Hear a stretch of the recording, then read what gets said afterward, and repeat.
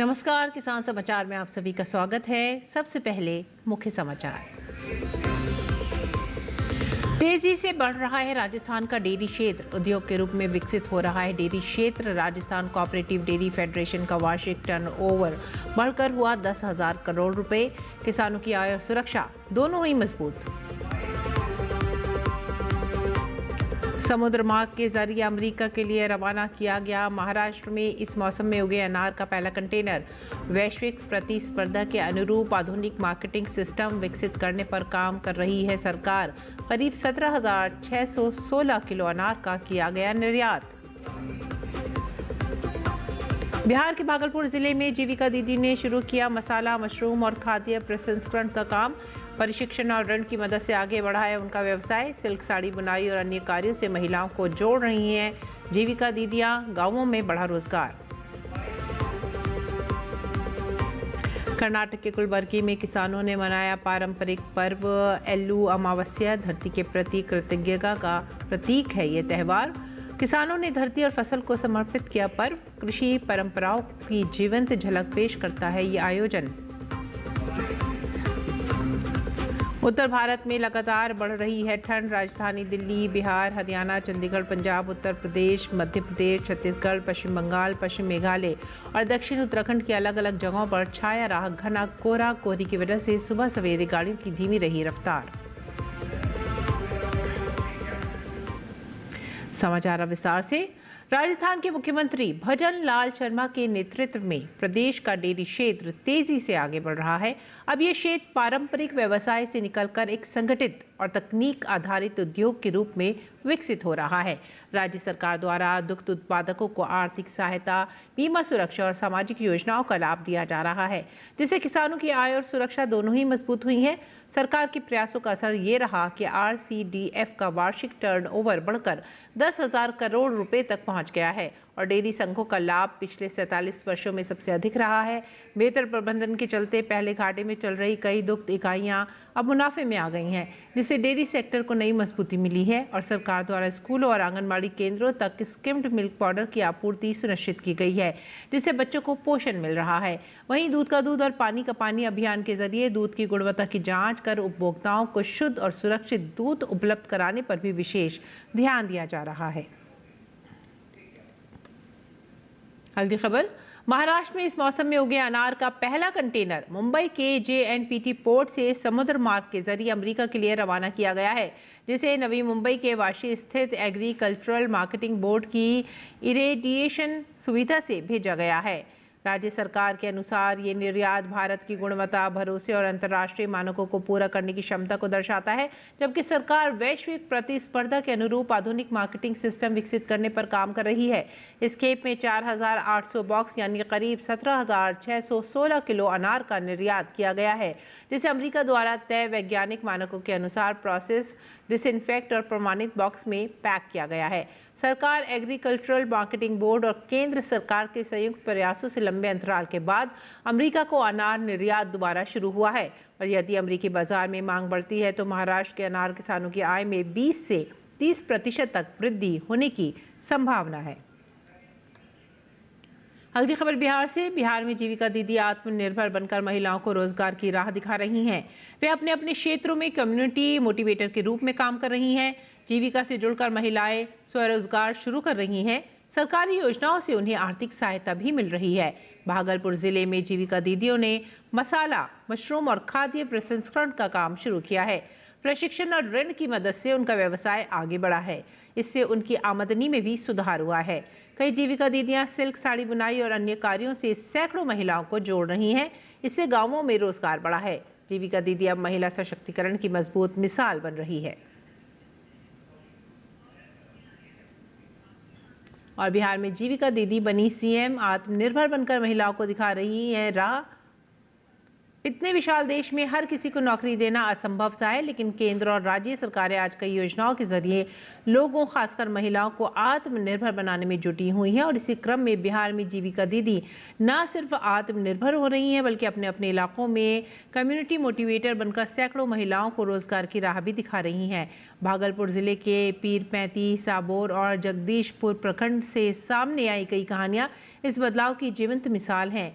भागलपुर के town hall में आयोजित कार्यक्रम में बिहार के लीड बैंक यूको बैंक के एग्जीक्यूटिव डायरेक्टर विजय कुमार निवृत्ति कामले ने स्वरोजगार के लिए वित्तीय सहायता के महत्व पर 1000 से अधिक जीविका दीदी से भावनात्मक संवाद किया।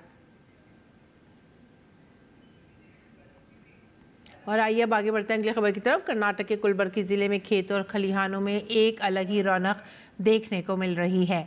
मौका है किसानों के पारंपरिक पर्व एल्लू अमावस्या का। ये पर्व अच्छी फसल, समृद्धि और प्रकृति के प्रति आभार प्रकट करने के लिए मनाया जाता है। कर्नाटक के कलबुर्गी जिले के ग्रामीण इलाकों के खेतों में आजकल उत्सव का माहौल है।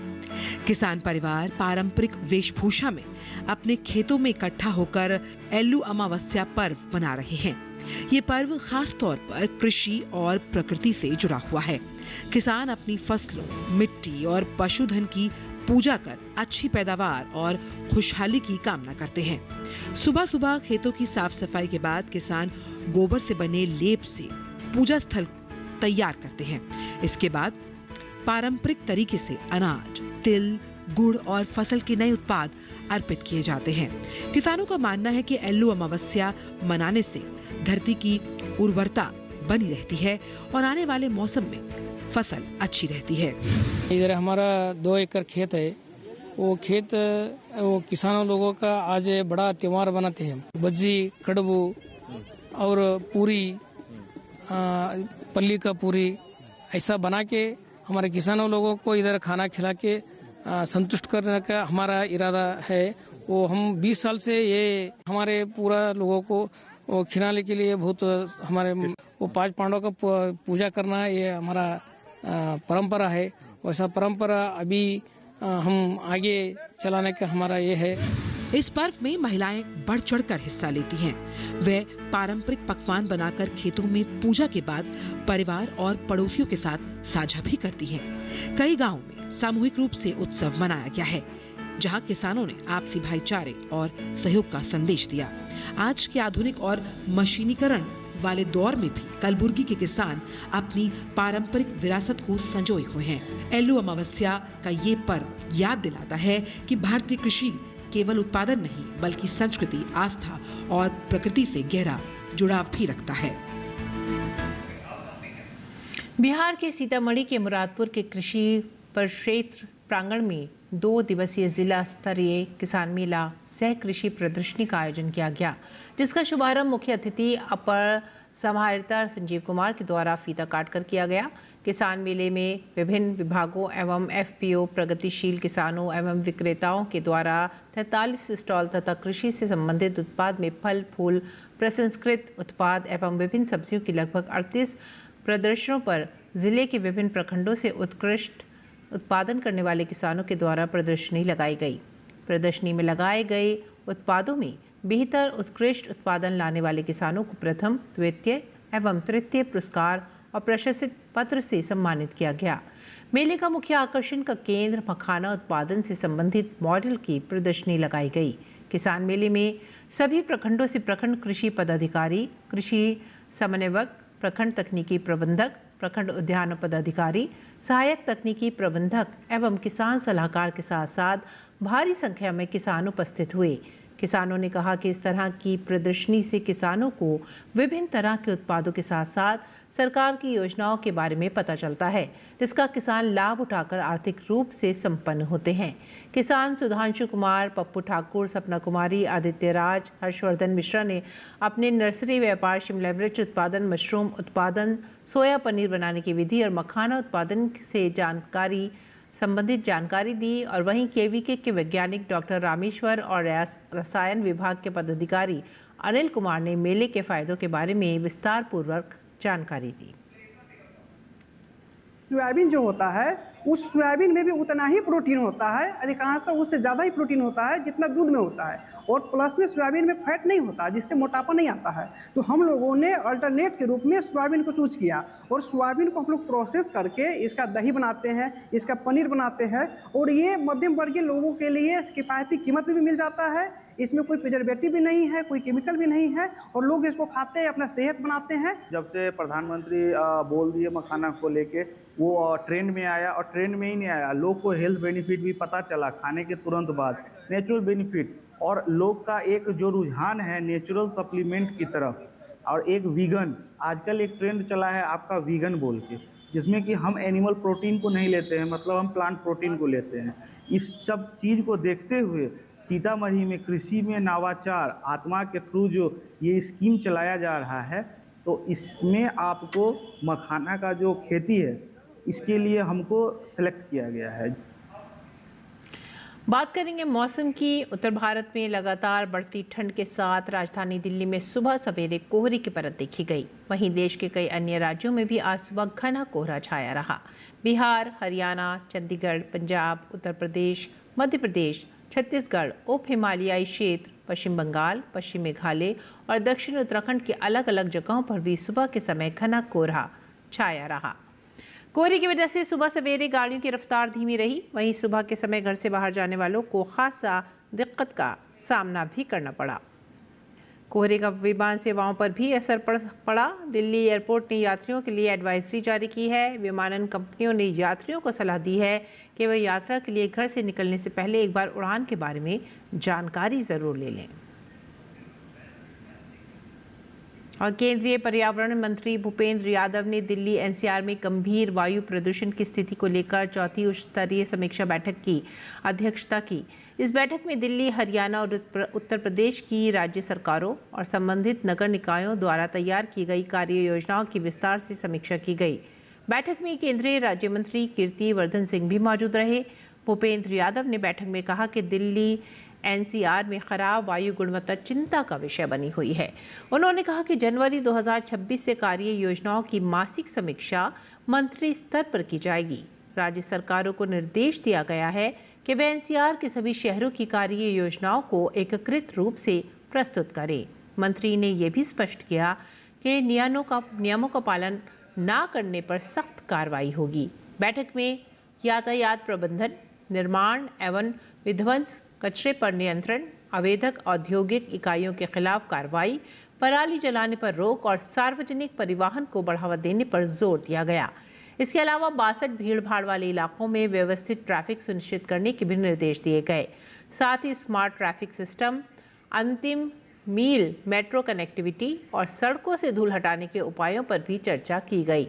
मंत्री ने बैठक में अधिकारियों को 1 सप्ताह के अंदर वायु गुणवत्ता में स्पष्ट सुधार लाने के लिए प्रभावी कदम उठाने के निर्देश दिए। और किसान समाचार में आइए अब जान लेते हैं देश में मंडी भाव।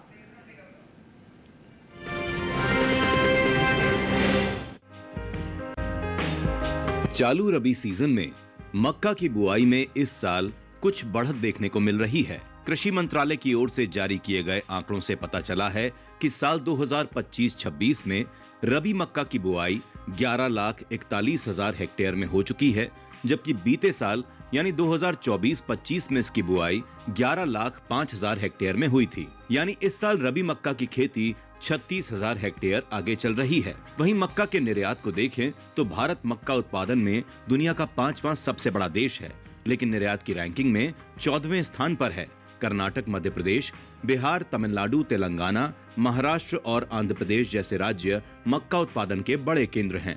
हालांकि उत्पादन काफी अधिक है, लेकिन घरेलू खपत ज्यादा होने से निर्यात सीमित रह जाता है।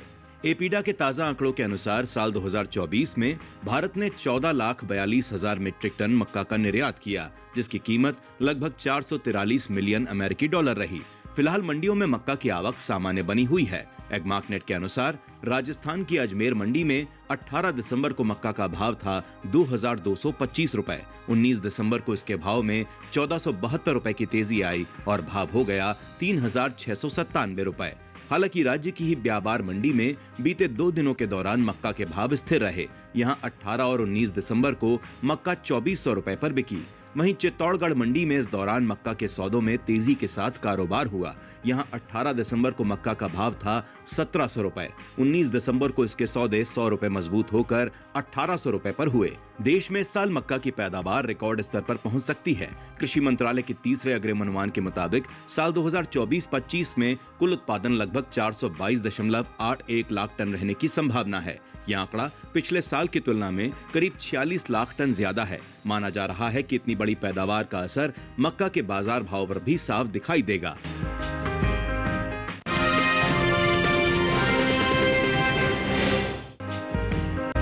मंडियों में इन दिनों प्याज की आवक सामान्य बनी हुई है। शुक्रवार के दिन ज्यादातर कृषि उपज मंडियों में प्याज की आवक देखने को मिली।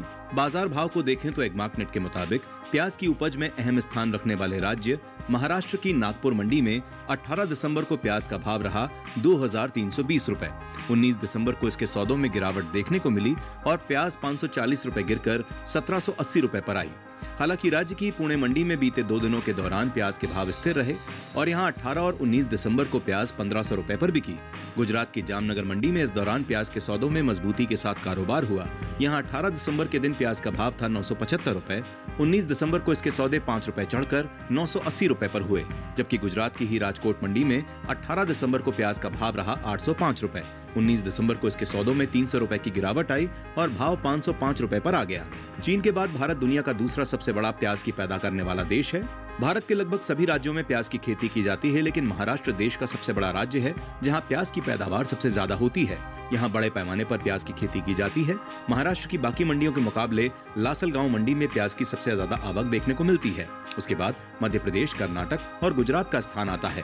वहीं बात प्याज की करें तो हाल ही में कृषि मंत्रालय की ओर से जारी दूसरे अग्रिम अनुमान के मुताबिक घरेलू स्तर पर साल 2023-24 के दौरान प्याज की पैदावार 242,67,000 टन हुई थी, जबकि साल 2024-25 में प्याज की पैदावार बढ़कर 307.72 लाख टन होने का अनुमान है। यानी इस साल प्याज की पैदावार में करीब 65.05 लाख टन की बढ़ोतरी देखी जा सकती है।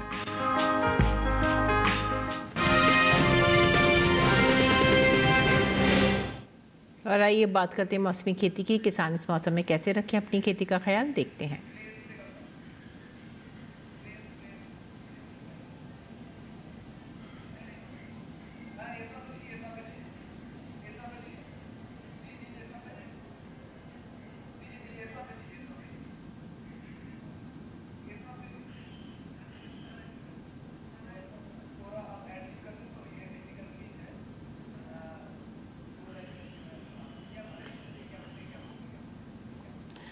किसी कारणवश हम खेती किसानी से संबंधित खबरें नहीं देख पाए, लेकिन आगे बढ़ते हैं महत्वपूर्ण खबरों की तरफ। खास खबर में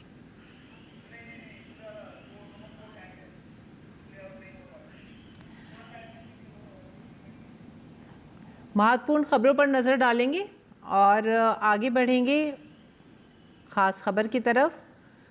राधा कृष्णन ने नई दिल्ली में क्रिसमस लंच का आयोजन किया। उन्होंने लोगों से इस त्यौहार की करुणा और सेवा की भावना को दैनिक जीवन में अपनाने की अपील की।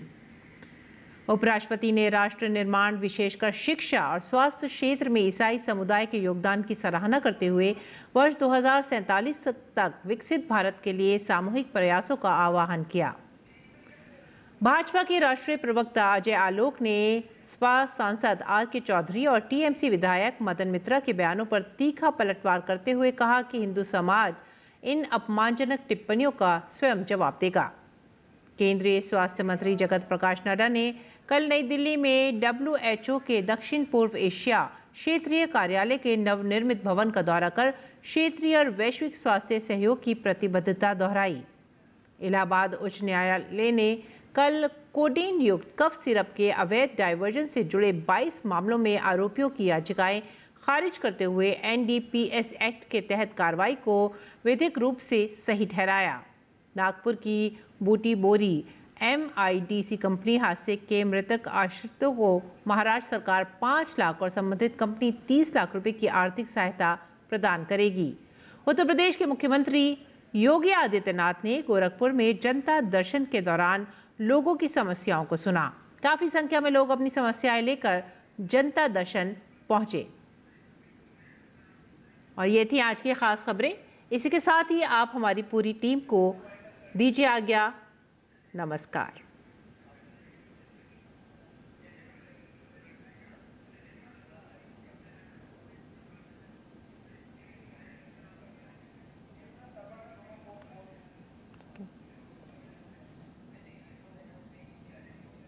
मतलब चिंतामणि, क्यों इतनी चिंता करते हो? क्या खरपतवार से परेशान हो? पेश है स्टील MH210 पावर वीडर। खरपतवार पे करो वार, सुनहरी फसल होगी हर बार। तू मेरे घर के रानी, ये मेरे खेतों का राजा। स्टील उपकरण लाए परिवर्तन। डीडी रोबोकॉन नेशनल चैंपियनशिप अब बस कुछ ही दिन दूर है, जहां युवा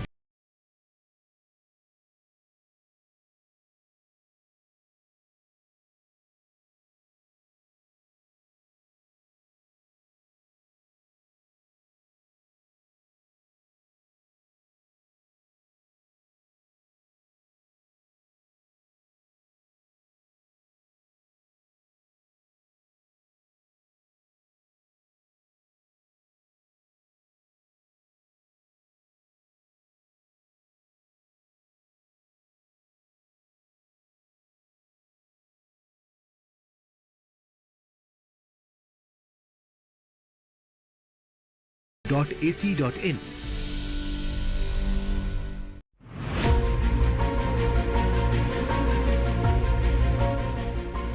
निमोनिया सर्दी की एक आम बीमारी जो पड़ सकती है छोटे पशुओं पर भारी। लापरवाही ले सकती है पशु की जान। ऐसे में कैसे पहचाने और कैसे करें निदान?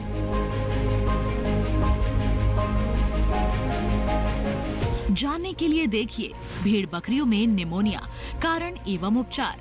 इस रविवार शाम 6:30 पर कार्यक्रम अपना पशु चिकित्सक लाइव सिर्फ डीडी किसान चैनल पर।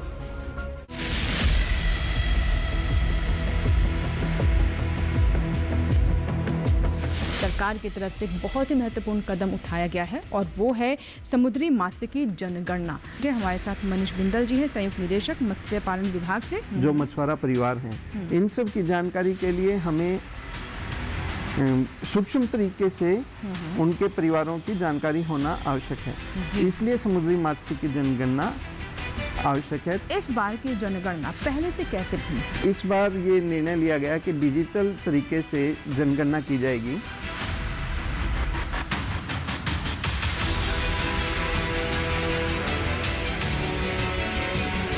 देखिए सरकार आपके साथ, शनिवार रात 9 बजे सिर्फ दूरदर्शन किसान पर।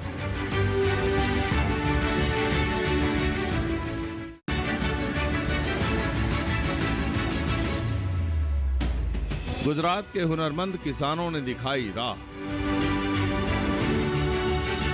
बाजार प्रबंधन में सीखे कारोबार के गुण। मंडी से लेकर डिजिटल मार्केट तक का सफर।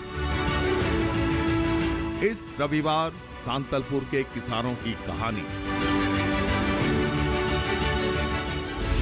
मंडी.com सिर्फ डीडी किसान पर सुबह 8:30 बजे और शाम 5 बजे।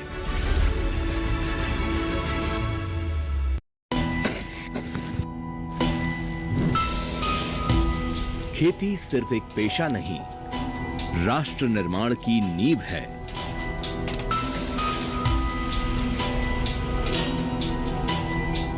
मिट्टी से जुड़ा वो हाथ जो देश का भविष्य गढ़ता है।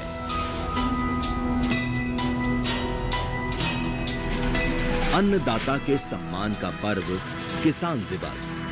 देखिए डीडी किसान पर विशेष कार्यक्रम।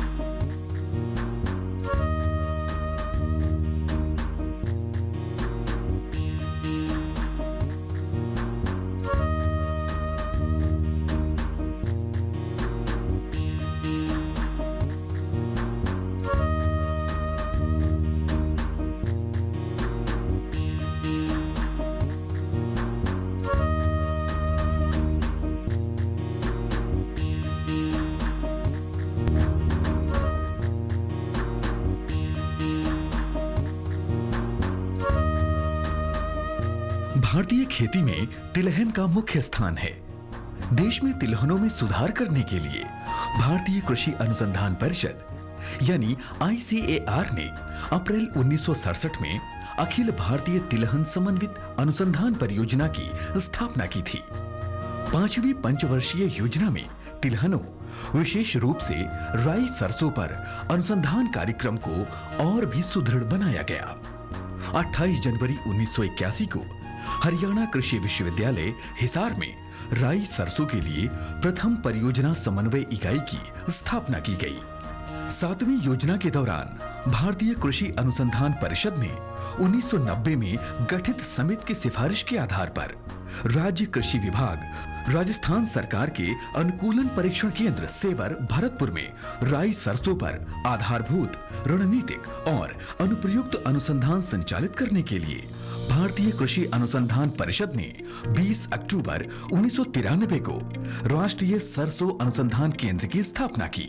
फरवरी 2009 को इस केंद्र को सरसों अनुसंधान निदेशालय के रूप में विकसित किया गया।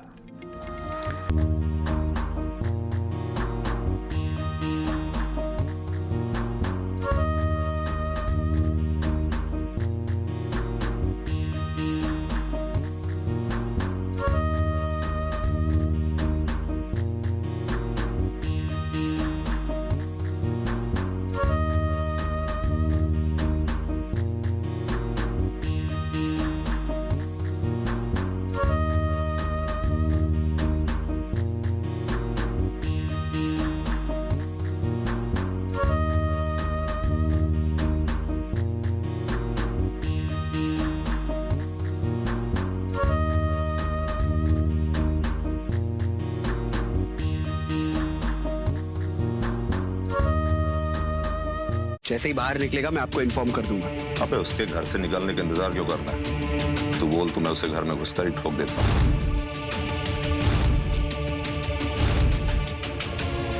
आंचल को अपना बना ले यार।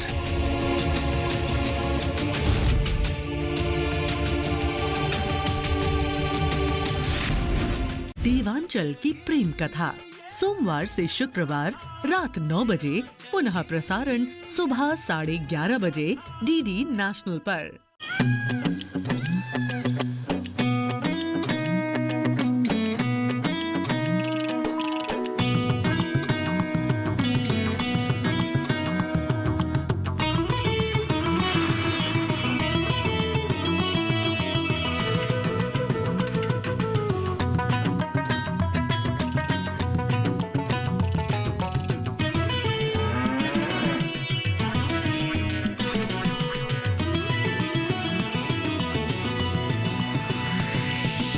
DD किसान, बदलते भारत की शान।